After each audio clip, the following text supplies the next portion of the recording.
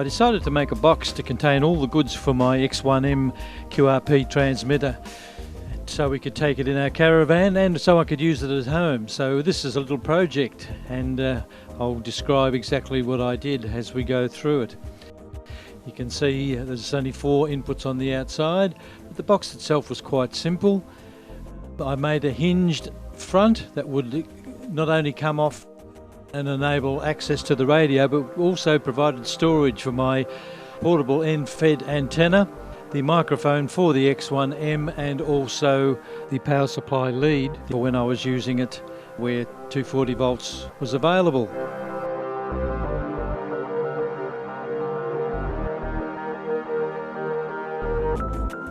I included a trap in the lid for a solar panel so that I could charge the internal battery either while I was using it or just plug it in and charge it at any point in time. To make the box a little bit easier to use, I also put a set of legs on, hinged legs, so that it would tilt the radio up to a preferred height when I was working with it. Very simple, out of just a piece of bent, fairly heavy wire.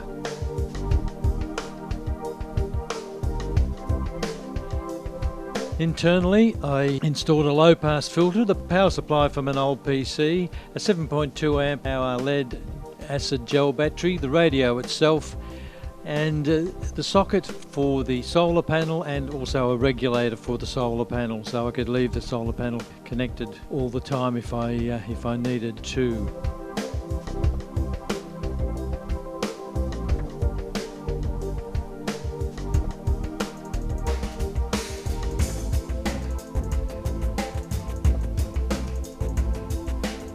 The low-pass filter also provided a means of connecting the antenna to the outside, because it provided a fixed socket that I could just plug the antenna in.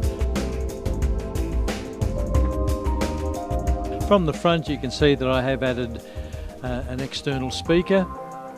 There's a beautiful little radio, the X1M QRP radio, and I've put some extra switches in it. I've got a 3-way switch at the top that to the left switches in the 240 volt power supply. In the center position it is off. The lower switch turns the battery on, and the top switch to the right then activates the battery and powers up the radio and the antenna tuner light. So it's quite simple but very effective and very easy to use. All the components are held in place, so I can pick the box up with the handle and carry it. I put a short to the key switch at the back, so I can use that for tuning up. All I have to do is push that, and as you can see on CW it applies power, so that makes it very easy to tune. In case I want to use headphones, I have an external socket here and also a switch that enables me to turn the external speaker off if I am using headphones. And above that is the socket for a Morse key. There's also a switch in there to turn the light off, so if I'm running on battery and it's daytime, then I don't need to see the swirl meter for tuning up. And that's it, basically. Quite simple.